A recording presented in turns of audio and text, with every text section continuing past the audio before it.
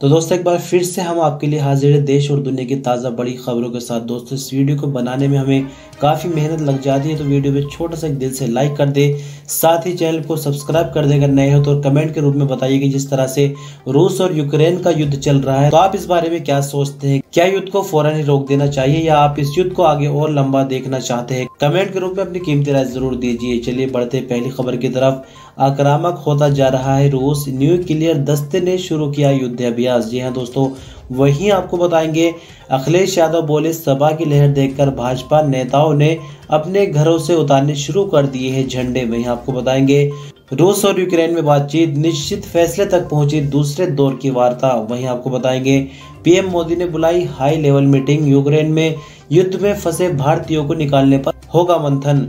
वहीं आपको बताएंगे अखिलेश यादव ने कुंडा में किया फर्जी वोटिंग का दावा, वीडियो जारी कर बोले चुनाव रद्द करे चुनाव आयोग। वहीं आपको बताएंगे यूक्रेन ने सेना की नई यूनिट बनाने का किया ऐलान, दूसरे देशों के नागरिक भी हो सकेंगे शामिल। इसके अलावा और भी कई महत्वपूर्ण खबरें हैं, तो एक एक करके सभी खबर आपको विस्तार से बताएंगे।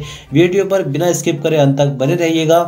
इसी बीच पढ़ते हैं पहली खबर की तरफ। आक्रामक होता जा रहा रूस, न्यूक्लियर दस्ते ने शुरू किया युद्ध अभ्यास। जी हाँ, आपको बता दें कि यूक्रेन के खिलाफ जंग में रूस आक्रामक होता जा रहा है, वह परमाणु बम का इस्तेमाल कर सकता है। रूस के न्यूक्लियर दस्ते ने युद्ध अभ्यास शुरू कर दिया है। ये जानकारी रूस की मीडिया के हवाले से सामने आई है। रूसी मीडिया के मुताबिक न्यूक्लियर ट्रायड ने तैयारी शुरू कर दी है। रूस के रक्षा मंत्री ने राष्ट्रपति व्लादिमीर पुतिन को इसकी जानकारी भी दे दी है। जी हाँ दोस्तों, आपको बता दें कि इससे पहले पुतिन ने रविवार को न्यूक्लियर डिटरेंट फोर्स को अलर्ट पर रहने का आदेश दिया था। दरअसल आपको बता दें कि न्यूक्लियर डिटरेंट फोर्स शीत युद्ध के दौरान न्यूक्लियर डिटरेंस थ्योरी सामने आई थी। शीत युद्ध के समय सोवियत संघ और अमेरिका के बीच जब तनाव था, तब अमेरिका ने न्यूक्लियर डिटरेंस स्ट्रेटजी को अपनाया था। इसका मतलब ये है कि अगर सोवियत संघ या कोई और देश अमेरिका पर परमाणु हमला करता है तो उसी सख्ती से उसका जवाब दिया जाएगा। अमेरिका की इस रणनीति को अब रूसी राष्ट्रपति पुतिन अपना रहे हैं। इसी बीच बढ़ते अगली खबर की तरफ। अखिलेश यादव बोले सभा की लहर देखकर भाजपा नेताओं ने अपने घरों से झंडे उतारने शुरू कर दिए हैं। जी हाँ दोस्तों, समाजवादी पार्टी के राष्ट्रीय अध्यक्ष अखिलेश यादव ने सोमवार को जलालपुर की सभा में कहा कि जिले की सभी 5 सीट इस बार सपा जीतने जा रही है। उन्होंने बुनकर बाहुल्य जनपद में बुनकरों के लिए घोषणा करते हुए कहा कि सरकार बनने पर उन्हें फ्लैट रेट पर बिजली देंगे। उन्होंने किसानों को मुफ्त सिंचाई, 300 यूनिट फ्री बिजली, पुरानी पेंशन समेत विभिन्न डिग्री धारकों को नौकरी का भरोसा दिलाया।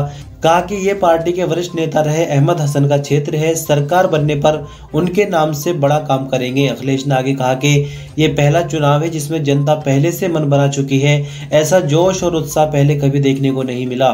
सभा के पक्ष में ऐसी लहर चल रही कि बीजेपी नेताओं ने घरों से झंडे उतारना शुरू कर दिए हैं। इसी बीच बढ़ते अगली खबर की तरफ। रूस और यूक्रेन में बातचीत निश्चित फैसले तक पहुंची, दूसरे दौर की वार्ता भी होगी जल्द। जी हाँ दोस्तों, आपको बता दें कि रूस और यूक्रेन के बीच जंग थमेगी या नहीं, इस पर अब तक फैसला नहीं हो सका। बेलारूस में रूस यूक्रेन के बीच ऐतिहासिक बातचीत खत्म हो गई है। बैठक कुल 3.5 घंटे चली। बातचीत में यूक्रेन ने मांग रखी है कि रूस क्रीमिया और डोनबास समेत पूरे देश से अपनी सेना वापस ले। बैठक के बाद यूक्रेन ने कहा कि रूस के साथ बातचीत कुछ फैसलों तक पहुंची है।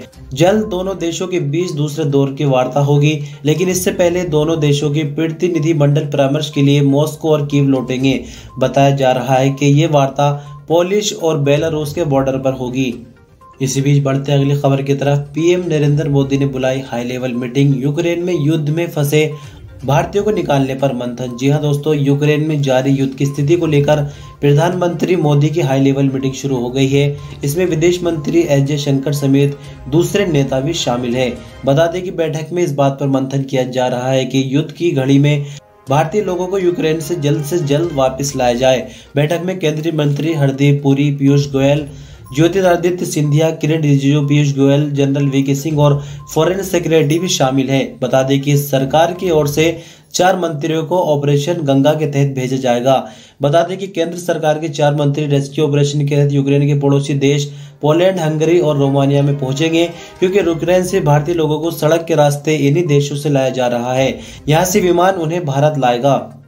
इसी बीच बढ़ते अगली खबर की तरफ। अखिलेश यादव ने कुंडा में किया फर्जी वोटिंग का दावा, वीडियो जारी कर बोले चुनाव रद्द करे चुनाव आयोग। जी हां दोस्तों, उत्तर प्रदेश की कुंडा विधानसभा लगातार सुर्खियों में है। समाजवादी पार्टी के उम्मीदवार पर हमले को लेकर मुखिर पार्टी मुखिया अखिलेश यादव ने अब इस विधानसभा में फर्जी मतदान का आरोप लगाया है। उन्होंने एक पोलिंग बूथ पर एक वीडियो रिलीज कर कुंडा का चुनाव रद्द करने की मांग की है। सभा प्रमुख अखिलेश यादव ने ट्वीट में लिखा कि कुंडा में जिस तरह बूथ पर उपस्थित किसी दल के अवांछित व्यक्ति द्वारा सरेआम महिलाओं के वोटों का बटन दबाया जा रहा है, उसके वीडियो का संज्ञान लेते हुए चुनाव पर्यवेक्षक चुनाव आयोग से कुंडा का चुनाव रद्द कराने की अपील करे। साथ ही दोषी व्यक्ति को चिन्हित कर तत्काल गिरफ्तार करवाए। इसी बीच बढ़ते अगली खबर की तरफ, यूक्रेन ने सेना की नई यूनिट बनाने का किया ऐलान, दूसरे देशों के नागरिक भी हो सकेंगे शामिल।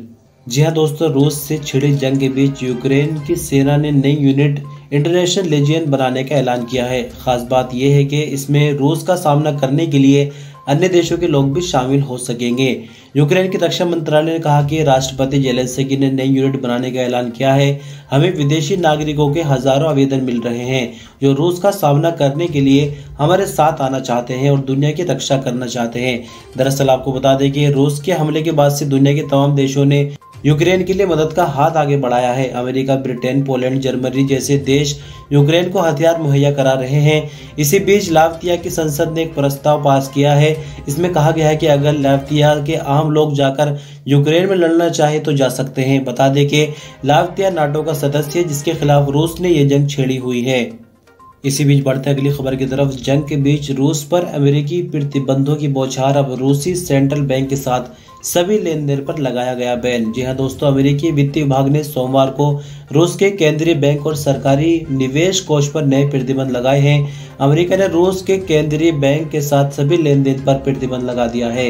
यूक्रेन पर रूस के हमले के जवाब में अमेरिका ने यह कदम उठाया है। एक वरिष्ठ सरकारी अधिकारी ने संवाददाताओं से कहा कि ये अमेरिकी वित्त विभाग का रूस की अर्थव्यवस्था को लेकर उठाया गया महत्वपूर्ण कदम है। जी हाँ दोस्तों, आपको बता दें कि यूक्रेन पर रूस के हमले ने दुनिया को दो धड़ों में बांट कर रख दिया है। एक तरफ भारत जैसा देश तटस्थ रहने की कोशिश में है तो वहीं चीन और पाकिस्तान ने भी दूरी बना रखी है। इसके अलावा अमेरिका, ब्रिटेन, फ्रांस, जर्मनी जैसे पश्चिमी और यूरोपीय देश खुलकर रूस के सामने आ गए हैं। इनमें से कई देशों ने यूक्रेन को सैन्य हथियार मुहैया कराने से लेकर अन्य मदद देने की बात कही।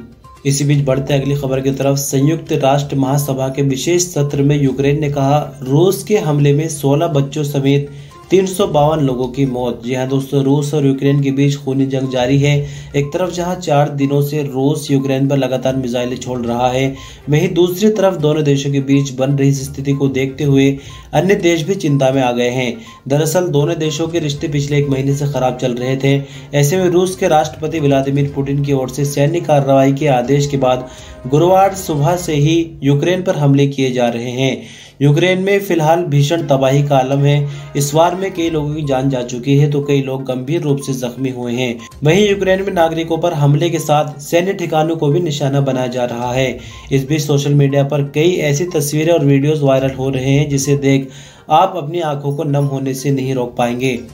इसी बीच बढ़ते अगली खबर की तरफ, रूस यूक्रेन जंग के बीच भारतीयों को राहत, बिना वीजा पार कर सकेंगे पोलैंड बॉर्डर, वतन वापसी के लिए होंगी स्पेशल फ्लाइट्स। जी हां दोस्तों, रूस और यूक्रेन के बीच जंग जारी है। कई भारतीय युद्धग्रस्त यूक्रेन में फंसे हुए हैं। अब तक 6 फ्लाइट्स भारतीयों को लेकर भारत लौट आई है। यूक्रेन में फंसे भारतीयों को सड़क के रास्ते पोलैंड, हंगरी और रोमानिया लाया जा रहा है और वहां से भारत भेजा जा रहा है। इस बीच भारत में पोलैंड के राजदूत ने कई अहम जानकारियां साझा की है। उन्होंने बताया कि करीब 2 लाख लोग बॉर्डर पार कर पोलैंड आए हैं, जिसमें भारतीय छात्र भी हैं। उन्होंने बताया कि बॉर्डर पॉइंट्स पर काफी भीड़ है, लेकिन हम हर किसी का स्वागत कर रहे हैं। रूस यूक्रेन की जंग के बीच भारत में पोलैंड के राजदूत एडम बुराकोव्स्की ने बताया कि भारतीय छात्रों के लिए स्पेशल फ्लाइट्स होंगी। पोलैंड मदद कर रहा है और भारत के हाई लेवल डेलीगेशन की अपने नागरिकों को निकालने में भी हम मदद करेंगे। बिना किसी वीजा के भारतीय नागरिक पोलैंड बॉर्डर पर आ सकते हैं।